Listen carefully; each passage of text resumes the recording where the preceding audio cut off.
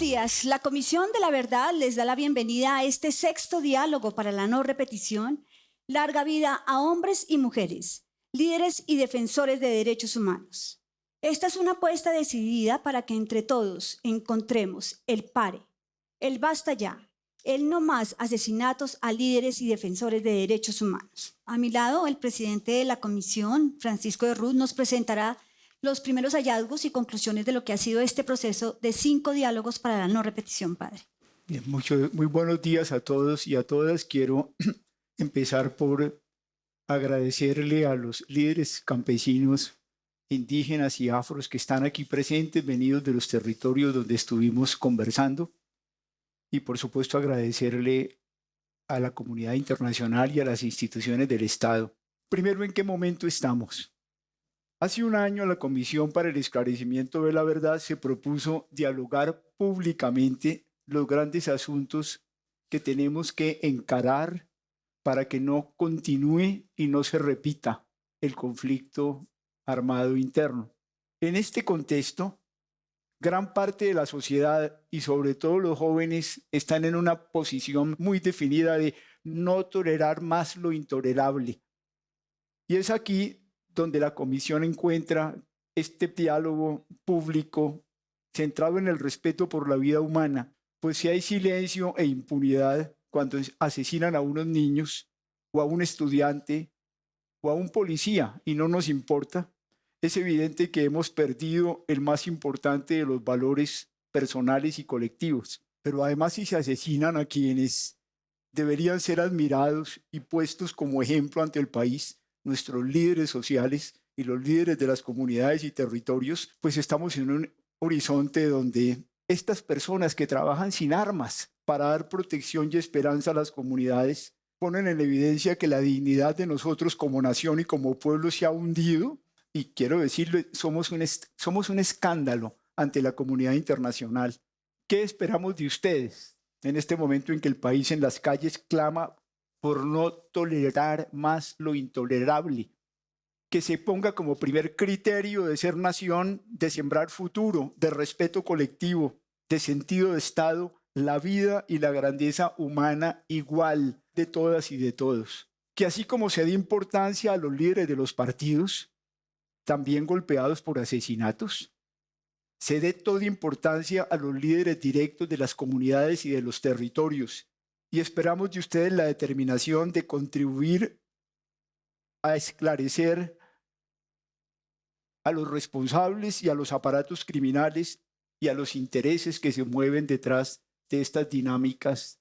Esperamos también su apoyo en el cumplimiento serio y total del acuerdo de paz. Y con los jóvenes, esta determinación de verdad de paremos lo que es intolerable en este país para que la vida entre nosotros y la democracia sean posibles. Sí. Gracias, padre. En este proceso de diálogo para la no repetición hemos escuchado respuestas de 55 protagonistas y más de 550 testigos que han hecho jornadas de profundización con los comisionados y las comisionadas.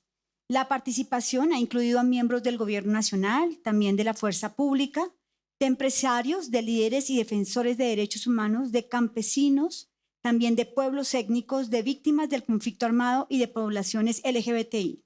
También han asistido gobiernos locales y entidades de control territorial, entre otras. Vamos a continuar con nuestra segunda parte de este diálogo para la no repetición. A mi lado se encuentra el comisionado Saúl Franco y la comisionada Lucía González, quien dirigirán este diálogo con nuestros protagonistas. Vamos a iniciar, comisionada. Bueno, muchas gracias de nuevo a todos y todas por estar aquí, por acompañarnos, por hacer parte como testigos, especialmente a los líderes y a las lideresas que nos están ayudando a entender qué es lo que nos pasa como país, qué es lo que sucede, que no hemos podido parar el conflicto armado y que se expresa de manera brutal en el asesinato, en el desplazamiento, en la amenaza a los líderes y lideresas sociales. En ese sentido, pues quería hacer énfasis y darle la palabra a mi compañero Saúl. Vamos a empezar esta parte de la conversación preguntándole justamente al señor ministro, ¿qué cree que puede hacerse desde el ministerio para contribuir a que pare este proceso de asesinato de líderes defensores del territorio y el ambiente. Lo primero que hicimos fue la creación a través de la resolución 2035 de los centros regionales del diálogo, y en el diálogo tenemos que empezar a escucharnos, porque como tiene que ver con información, tiene que ver con datos, necesitamos tener la información, por supuesto, el conocimiento de nuestras comunidades tradicionales que están allí, y también la información que nos proveen la gran tecnología hoy día, porque tenemos que invertir también en ello para ser más precisos en eso, es decir, institutos científicos preparados para el servicio también de la sociedad. Esos centros del diálogo lo estamos haciendo ahí en los territorios. Bueno, sentémonos todos a dialogar, pero ¿cuál es el caudal? ¿Cuál realmente es la situación de los bosques? ¿Cuál es la situación de las amenazas frente a nuestros líderes? ¿Cuáles son las causas? ¿Cuál es la verdad? Realmente lo que estamos buscando siempre a través de esos centros es la verdad. Digamos las verdades, pero también respetando a las autoridades a nivel social, autoridades territoriales, porque yo creo que el gran compromiso de todos es reconocernos, reconocer la nueva Colombia, porque la desconocemos completamente, más de la mitad son territorios desconocidos. Entonces, la política pública nacional se está construyendo desde allí. Es decir, los derechos que también tienen las comunidades indígenas para recibir los beneficios financieros a través de pagos por servicios ambientales, o de establecer o de sentarse con nosotros también en las decisiones que estamos teniendo. Estamos avanzando en ello y, por supuesto, el compromiso es ese. Desde el territorio es que se construye el país. Señor ministro, muchas gracias. Luis Fernando Arias, ¿cuál es la propuesta que tienen concreta para cesar la masacre de los líderes sociales en este país? Bueno, el compromiso de los pueblos indígenas en Colombia y de las comunidades étnicas es y será muy grande, sobre todo porque nosotros tenemos un compromiso grande por la paz. Los indígenas en Colombia somos hoy 115 pueblos indígenas que representan aproximadamente el 4.4% de la población colombiana y que cuidamos, salvaguardamos, señor ministro, el 28% del territorio nacional, donde el 89.6% son zonas de bosques, zonas de áreas protegidas, donde está la biodiversidad de este país, donde se produce el agua, el oxígeno. En esta perspectiva de la no repetición, nosotros hemos observado que históricamente el Estado colombiano hasta estos tiempos ha sido un Estado excluyente, a pesar que el pacto del que hicimos parte en la Constitución Política del 91 planteó que este Estado, que es un Estado social de derecho, como principio fundante, el reconocimiento de la diversidad étnica y cultural de la nación colombiana. Estamos en mora de que el Estado se adecue a esa nueva realidad intercultural, a esa nueva realidad étnica, en lo que ha venido siendo la implementación del sistema integral de verdad, justicia y reparación y no repetición. Ha dado muestras de lo que es la adecuación institucional para adecuarse a esa nueva realidad, lo que no ha hecho el resto del Estado en su conjunto.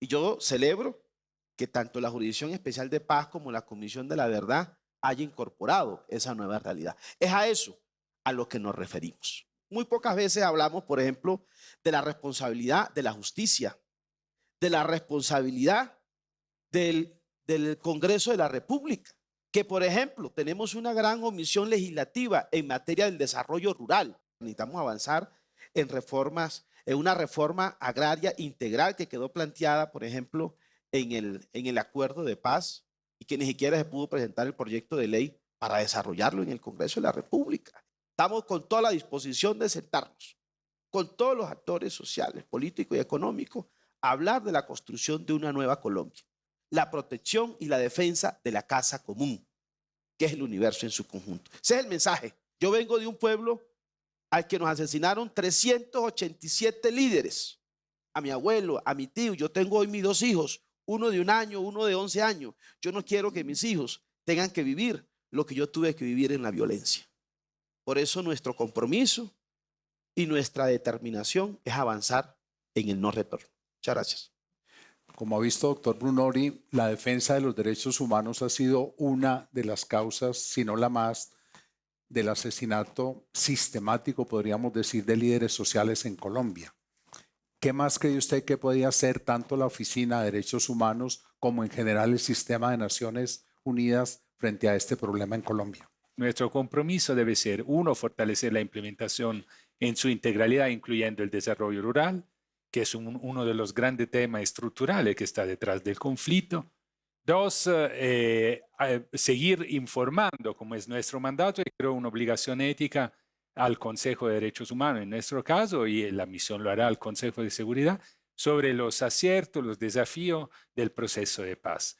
Creo que la oficina corresponde, uno, fortalecer el espacio cívico, eso incluye garantizar el derecho a la protesta social, y dos, fortalecer estas campañas anti-estigmatización que aíslan al defensor o a la defensora y lo dejan solo antes los enemigos de la paz, los enemigos o los amigos del status quo. Entonces, creo que ahí la oficina y el sistema de Naciones Unidas podemos hacer muchísimo, porque de hecho lo estamos haciendo en tema de campaña y creo que tenemos que insistir en esa línea. La estigmatización hacia los defensores es uno de los puntos centrales que el relator Forst ha señalado como, digamos, lo que puede ocasionar la muerte y ataques a defensores y amenazas. Y termino con el tema de la impunidad. Cada caso no resuelto invita a cometer nuevamente el delito. Eso lo sabemos aquí y en todos lados, digamos, no es ninguna novedad. Y creo que hay un tema de impunidad del pasado y del presente. Esa es una tarea pendiente. Hay propuestas de sociedad civil que van en la dirección de construir esa política para el desmantelamiento. Naciones Unidas y la oficina que participa en la Comisión Nacional de Garantía se compromete a levantar nuevamente la voz y apoyar al Estado en construir esa política. Y en la parte del presente es que evidentemente hay estructuras criminales con posiblemente patrones locales que tienen que ser investigados y en eso apoyar la Fiscalía y los entes investigadores para fortalecer, incluyendo, donde sea posible, la creación de protocolos, ya sea en tema de investigación de defensores o en tema, por ejemplo, de población LGBTI, que son, digamos, sectores bajo el ataque de los grupos criminales. Luis Alberto Albán, ¿cuál puede ser el compromiso del partido y cuál el compromiso del legislativo en este compromiso de no repetición? ¿Y cuáles las propuestas concretas que tienen para hacer? Yo creo que hay que resaltar, en primer lugar, la peculiaridad de nuestro partido. Es que somos un partido político, sí, pero somos el partido político que firma, somos signatarios del acuerdo. Y desde ese punto de vista, nuestro compromiso es total. Nuestro compromiso con la implementación y más allá, con la lucha por esa implementación, por la implementación correcta. No se necesita estudiar cifras, se necesita vivir en el país para ver que las cosas no están cambiando. El gran paro que estamos viviendo muestra eso y uno de los puntos que está pidiendo la gente es precisamente la implementación del acuerdo. No se trata de volvernos a sentar para construir la paz. Se trata de sentarnos para ponernos de acuerdo cómo se va a implementar lo que ya está acordado y cómo vamos a buscar las mesas de diálogo con el ELN y de pronto con otros sectores que necesariamente nos lleven a construir lo que hemos conocido como la paz completa. Por el lado del legislativo sí es muy complicado uno comprometerse, porque nosotros nos podemos comprometer como partido, pero no confiamos de verdad en los partidos porque cambian al vaivén de la política. Y eso pareciera que es muy normal, que así tiene que ser, pero nosotros sabemos que la política cambia, pero tiene unos ejes que son los principios. Y en el caso de nosotros y en el tema de la paz es el compromiso para que se dé una implementación correcta. Y luego, si podemos profundizar esa construcción de paz, hagámoslo, pero sobre bases ciertas que se vean reflejadas en la vida cotidiana, en el buen vivir de las poblaciones en nuestro país. El doctor Pablo Elías González es el director de la Unidad Nacional de Protección. Quería conversar con usted, doctor González, dos puntos que han salido. El primero, en el resumen que hizo el padre Francisco, señaló como uno de los problemas en el asesinato de líderes la falta de coordinación o el traslape entre ciertas instancias del Estado y modelos de protección y que eso ha contribuido a que el problema siga. ¿Usted qué piensa y cómo podría resolverse eso? Y lo segundo, ¿cómo compaginar una cantidad tan grande de fuerza pública y de policía con la persistencia y agudización de este asesinato de líderes en la región? La Unidad Nacional de Protección pues es un organismo primero de todo de derechos humanos porque protege líderes, lideresas, defensores de derechos humanos. Es de seguridad también, es nacional de seguridad y por lo tanto pues desarrolla una importante labor en 3 frentes. Un frente que tiene que ver con líderes, lideresas, activistas, dirigentes políticos y allí tenemos población indígena, afro, que ejercen ese liderazgo en cada una de estas poblaciones. Nosotros tenemos alrededor de 23 poblaciones que protegemos y que tienen que ver con la defensa de los derechos humanos. Pero también tenemos otra población muy importante en una subdirección especializada que tiene que ver con el acuerdo de paz. Es decir, tiene que ver con el partido FARC, con los excombatientes. Tenemos alrededor de 900 excombatientes reincorporados que hacen parte de la unidad, que son hoy servidores públicos y que desarrollan sobre todo una labor de protección de los líderes del partido. Y un tercer frente que tiene que ver con servidores públicos, servidores, porque nosotros damos protección, la unidad da protección desde el presidente de la República hasta alcaldes, personeros amenazados, concejales, diputados. Sin embargo, consideramos que logramos contener de alguna manera parte de la violencia, pero no todo. Es decir, que en este proceso que hacemos de articulación con los demás organismos del Estado, nosotros somos apenas una partecita muy pequeña que tiene que ver precisamente con la violencia que se presenta en el país contra quienes ejercen liderazgo, actividad o dirigencia política. Aquí se ha hablado mucho de que debe ser no solamente con presencia de la fuerza pública, y eso es cierto, y también lo ha dicho el gobierno en ese sentido.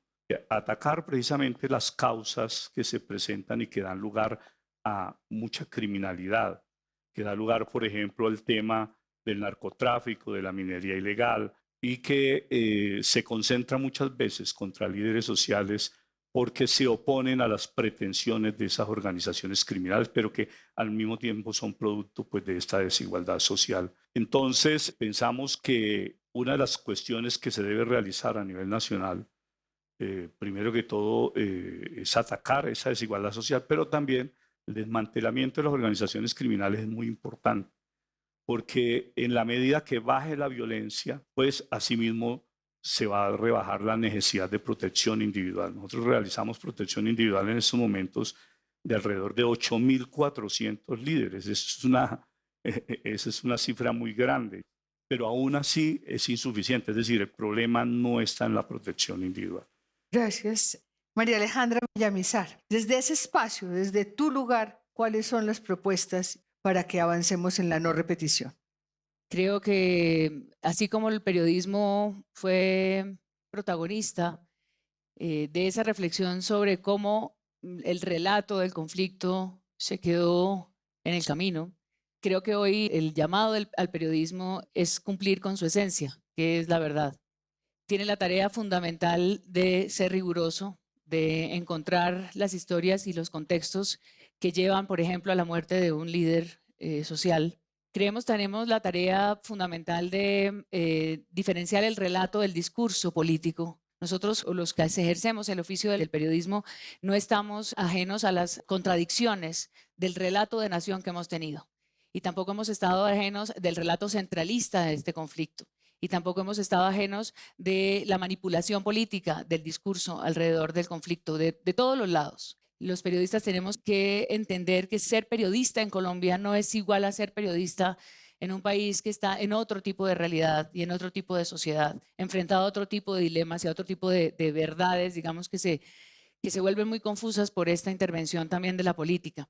Creo que la justicia obviamente es parte fundamental también, digamos, de fuente del periodismo. Y creo que ahí hay una gran ausencia de confianza en la justicia. Creo que el periodismo tiene que indagar más, no nos pueden pasar por delante los casos y luego alguien denuncia y resulta que a los periodistas se nos había pasado la noticia por entre las manos. No podemos seguir repitiendo los mismos errores y creo que justamente de aquí en adelante el futuro está planteado en la construcción de ese relato que nos están dando ustedes hoy aquí y del relato, digamos, completo de una realidad que muchas veces se mostraba fragmentada. Creo que los medios de comunicación tienen esa responsabilidad de volver masiva toda esta reflexión. Que haya muchísimos colombianos que no estén necesariamente en estos entornos que puedan entender y tener elementos para comprender cuál es la verdad y lo que significa y lo que responsabiliza a un ser como un ser humano nacido en Colombia y vivido en esta realidad para enfrentarse a las realidades que continúan. En la comisión hemos hablado de la necesidad de pasar del relato trágico al relato épico. Muchas gracias, Saúl. John Coronado, el líder estudiantil y justamente la Universidad Industrial de Santander, ¿qué lugar tiene la paz y el cumplimiento de los acuerdos dentro del movimiento estudiantil y justamente en la actual movilización y protesta? Y segundo, ¿qué más crees tú que puede hacer la sociedad y que podemos hacer en la comisión para defender a los líderes estudiantiles? Lo primero es entender que en Colombia hay un problema fundamental y es la desigualdad social.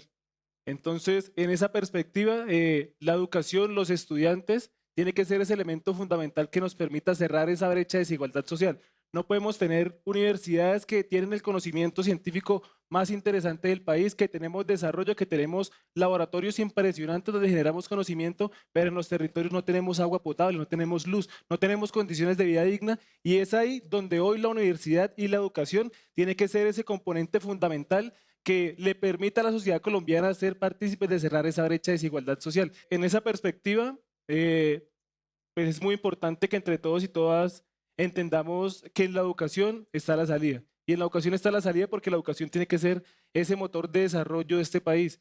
Y pues ahí algo que podríamos hacer desde la comisión, desde la Unidad de Protección de Víctimas, es entender que las múltiples desigualdades se encuentran en la universidad. Tenemos estudiantes que son líderes del sector salud, líderes del sector agrario, líderes del sector pues acompañamiento en términos jurídicos, y hoy no podemos desvirtuarlos o no podemos desconocerlos. Hay algo muy preocupante y es que los estudiantes nos hemos visto tildados y tachados como los vándalos, como los terroristas, cuando las cosas no son así. Los estudiantes somos el futuro del país y tenemos que empezar a reconocerlos y entre todos y todas tomar acciones, como les digo, para hacer de la educación el componente fundamental y el motor de desarrollo de Colombia. Muchísimas gracias. La comunidad internacional ha sido un soporte fundamental en este tiempo de la construcción de la paz. Y Patricia Lombard ha sido líder en ese trabajo de acompañamiento que viene haciendo la comunidad internacional. Patricia, desde la Unión Europea, ¿cuál es el compromiso y cuáles son las propuestas concretas que tienen para este país? Mi primer comentario sería volver sobre una frase que ha dicho en el panel previo el padre Francisco de Rú, diciendo que Colombia era un escándalo ante la comunidad internacional por el tema de los asesinatos, de las amenazas contra los líderes sociales. Y yo diría, cierto, y a la vez también hay una gran admiración por lo que ha hecho Colombia. Y Colombia tiene que estar muy orgullosa porque el modelo del acuerdo de paz que firmó, la manera como llegó a este acuerdo de paz es un ejemplo para el mundo. Un segundo comentario que quisiera hacer es que creo que no es justo para muchas personas que están construyendo paz decir que no se ha avanzado en la implementación de los acuerdos de paz. Creo que el foro que tenemos ahora mismo, la creación de la Comisión de la Verdad, el año que lleva trabajando la Comisión de la Verdad, yo creo que Colombia no es justa consigo misma cuando ve el vaso de la paz y de la construcción del acuerdo de paz completamente vacío. Desde la Unión Europea, yo creo que el mensaje fundamental, la Unión Europea somos 28 países, algunos de ellos están aquí con nosotros, el embajador de Alemania, la embajadora de Austria, pero somos 28 países y yo diría que nuestro mensaje fundamental es que somos y queremos ser una de las manos amigas de Colombia en este proceso de implementación de la paz. y que estamos aquí para el largo plazo. Pensamos desde la comunidad internacional y desde la Unión Europea que la justicia transicional realmente es uno de los pilares del acuerdo de paz. Es una gran innovación, es la justicia transicional más innovadora que hay hoy en un acuerdo de paz.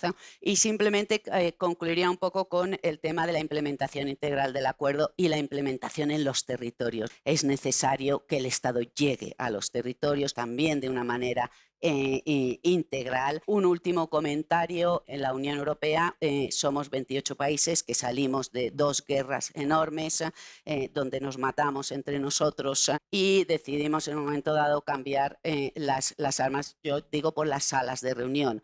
Y yo creo que lo que nos caracteriza fundamentalmente en la Unión Europea es que buscamos un diálogo que busca resultados, un diálogo con propósito, un diálogo que transforma, y no nos levantamos de la mesa hasta que alcanzamos el objetivo que buscamos. Entonces, esta llamada también de diálogo a este país que queremos y admiramos mucho. Muchas gracias, Patricia. Como médico, decirles que sin un buen diagnóstico no puede haber un buen tratamiento. Yo creo que hemos avanzado mucho en aclarar lo que está pasando, pero nos falta. La invitación también es que desde la comisión sigamos apoyando este trabajo de conocer para superar. Y ahí está claro aquí algunos de los temas que nos han planteado fundamentales. Tenemos que profundizar el tema de la inequidad, el tema de la impunidad, el tema de la estigmatización y el cumplimiento de los acuerdos, entre otros temas que debemos trabajar. Nos comprometemos también a hacer un trabajo riguroso, lo más riguroso posible, para que la verdad que surja, que apenas estamos construyendo, y lo de hoy es un paso en esa dirección, sea algo creíble. Y finalmente también que el país y el mundo sepan que esta comisión ha sido, es y quiere seguir siendo imparcial para poder que sus conclusiones sean aceptadas, tengan audiencia en todo el país. Gracias a todos nuestros protagonistas y a todos nuestros testigos que nos acompañaron durante estos 5 diálogos para la no repetición. También agradecemos a las personas que nos siguieron constantemente por las redes sociales y las diferentes plataformas digitales. A ustedes un especial agradecimiento. El próximo año la Comisión de la Verdad trasladará estos diálogos a la Colombia profunda, a los corregimientos, a las veredas, a los municipios. Es nuestro propósito como comisión construir un relato amplio y pluralista que incluya las voces de todos los lados, y en esa tarea estamos y no vamos a desistir. Muchísimas gracias a todos. Estos son los diálogos para la no repetición.